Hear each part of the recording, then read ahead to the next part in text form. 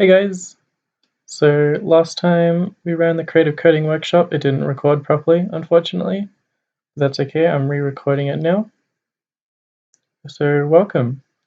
If you didn't know, generative art is art that has been created by an autonomous system. So any art that's created by like a machine or something that's not a human, essentially, is called generative art. And you can see here some examples of generative art. It usually looks like it's made by math equations, or looks like really technical. Can look pretty cool, but it's a really cool way of generating art, which is a completely different process for making artwork than like painting or drawing. So today we're going to explore creative coding in particular, which can create things like this, for example. So this is creating artwork with code. So you usually use maths to do this, or you can just program in like random numbers. And you can see in this example here, every time I click, it generates a new random artwork, which actually generates right in front of me, which is really cool. So to get started on the workshop, if you're excited, just visit this link here. I will put it down in the description as well. And this is our creative coding workshop repository on GitHub. So just get you to clone this repository. You can download it as a zip if you don't know how to clone it. That works as well. And just clone it into a folder on your computer. And this should work perfectly on Windows and Mac, although if you're going to clone it using Git, you'll need to install Git first, otherwise you can just download it as a zip. And now you can see we've got this folder here. And inside the folder we've got art.js, index.html, and readme.md. So the readme file, you can actually look at it on the GitHub page. It's just down here. So this just tells you what to do. So you can watch this video and see how I do it, or you can read this yourself and try and make some art. It has the instructions on it. So I'm going to walk you through this. So you don't have to worry about index.html. I'll open this folder in my favorite text editor at the moment, which is Atom. But you can use whatever text editor you want. You can use Notepad if you really want to, but it's better to use something with syntax highlighting. So I recommend Atom. But other good programs, Brackets or VS Code or Notepad++, that's a really good one too. All right, we'll take a look at index.html. So this is just going to be, this is what's going to display our artwork. So it's really simple. Don't have to worry about anything in this file. But what you do have to do is open this with your browser. So if you just double click on index.html, it should open up in your browser. And you should see a black square, which is exactly what it's supposed to be right now, because we haven't coded anything. There's a little link here to refresh it. So be clicking that each time. So the file you're interested in is art.js. This is the one we're going to be working on. So if you need a little bit of time to catch up, just pause the video and press play again when you're ready. And we'll get started on making some artwork. So I'll explain how this file is set up. So we're going to be using Canvas, which is a HTML and JavaScript, I guess, kind of library, but it's built into every web browser, every modern web browser. So we've got a Canvas element on our HTML page, so we're just going to get that into JavaScript, and we're referencing it here. Then we get the CTX, which is Canvas context, and we're getting a 2D one. Don't have to worry about 3D for now. And then we've got our height and width here, which I've put into variables, height and width. And then what we're doing here is we're setting our pen, I guess. So the CTX, you can think of it like a pen. We're setting it to black. So if you don't know what a hex code is, this is the hex code for black. You can also type in a color here like black. Any web color will work, like red. I'm going to use Firebrick. So that's the official CSIT color. And then we're filling a rectangle. So fill rect stands for fill rectangle. Start X and Y is 0, 0, and the top left corner X and Y, and then the bottom right hand corner X and Y. So that's height and width, which is 1,000, 1,000. So that should fill our entire area with Firebrick color at the moment. So if I save that, go back to this and refresh, we'll see that it's red now. So that's our background. You can set the background to whatever you want. I might go with white to start off with, and then put some code down here. So if you go back to the README file, the GitHub repo, there's some basic references here on what you can do with Canvas. So that's setting the fill color of any shape you want to fill in. You can set the stroke color. You can set the stroke style if you want to change like the line width or the line ends or how the lines join. You can draw a rectangle. You can draw a rectangle but just the outline. And this is a little bit of code that lets you draw a circle. So let's start by drawing a rectangle. We'll draw a rectangle in the middle of our canvas. So I'm going to copy and paste this fill rect code here. So I think we'll start at, we're 1,000, 1,000. That's our size of our canvas.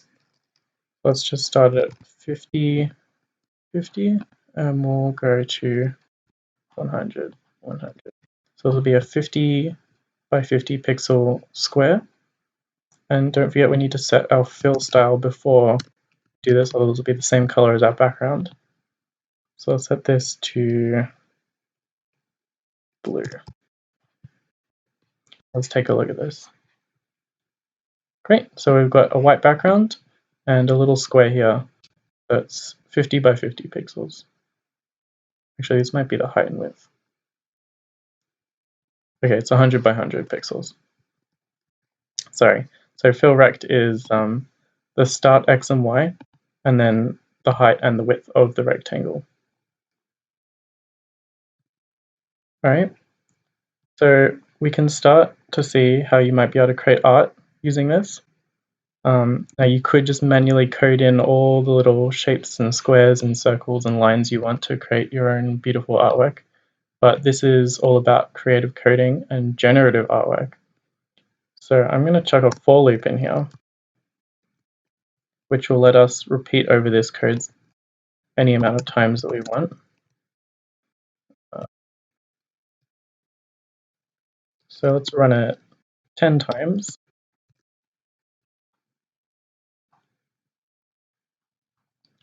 And we're going to draw 10 of these squares. Now, if I save this now, you'll see nothing changes because they're all being drawn on top of each other. This position is the same. So what we can do is we can set these to math.random.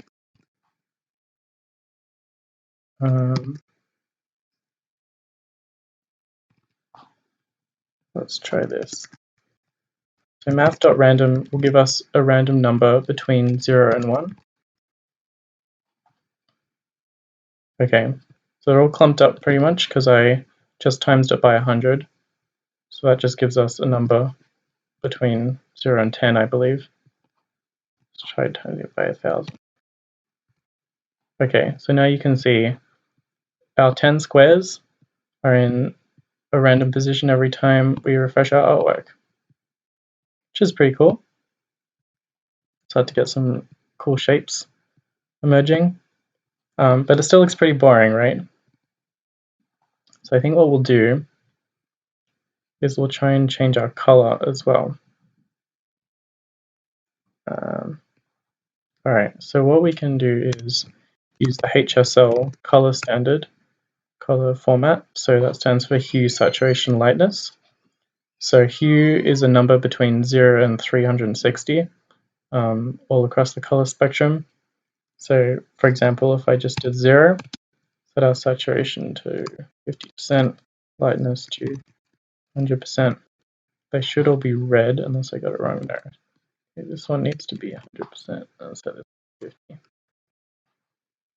There we go. So all our squares are red now. I'm going to set this to like 100, and they're all light green, vibrant green. So we can change this value here to give us a different color. So let's set that one to math.random as well.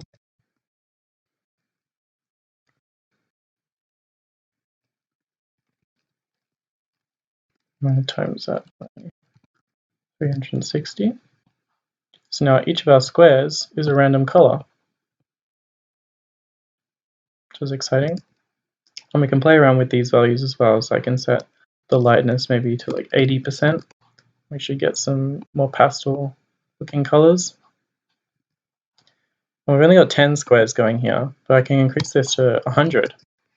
And you'll see we'll get a lot more squares. Now we're starting to get something a bit more interesting. All right, so let's try putting in some circles as well. Circles are pretty fun. So we'll copy this code here back on the README page, which lets you draw a circle.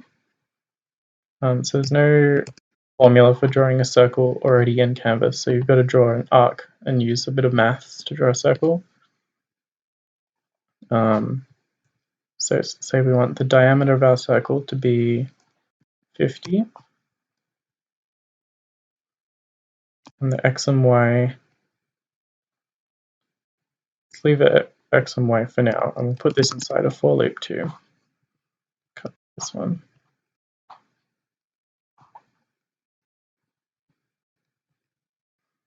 We can set x to a random number.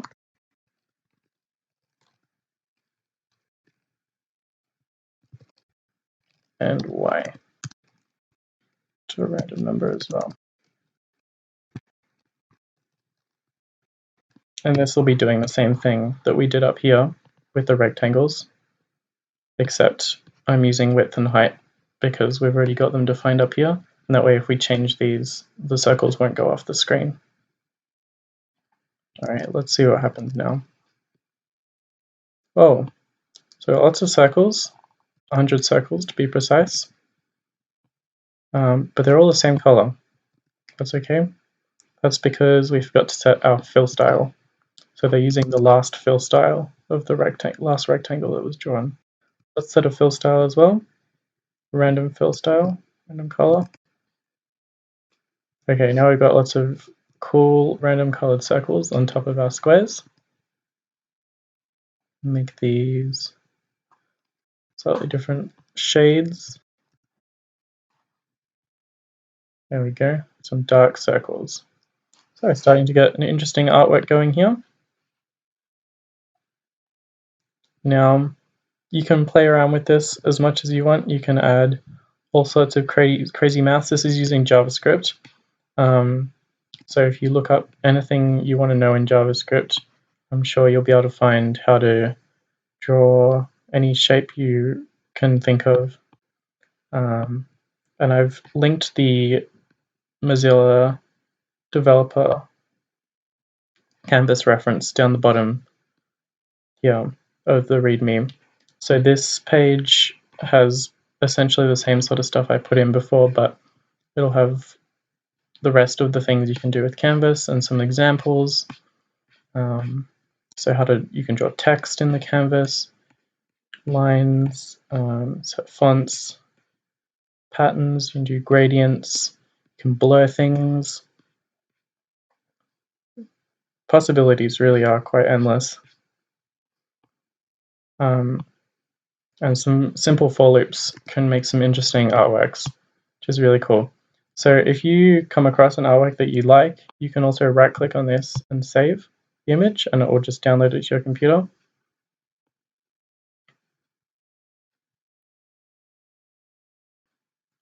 Well, I hope you've learned something. This was really fun. If you make an artwork you're really proud of, please send the code to the CSIT Discord server. We'd love to check it out. Thanks a lot for watching, and hope you have a good time.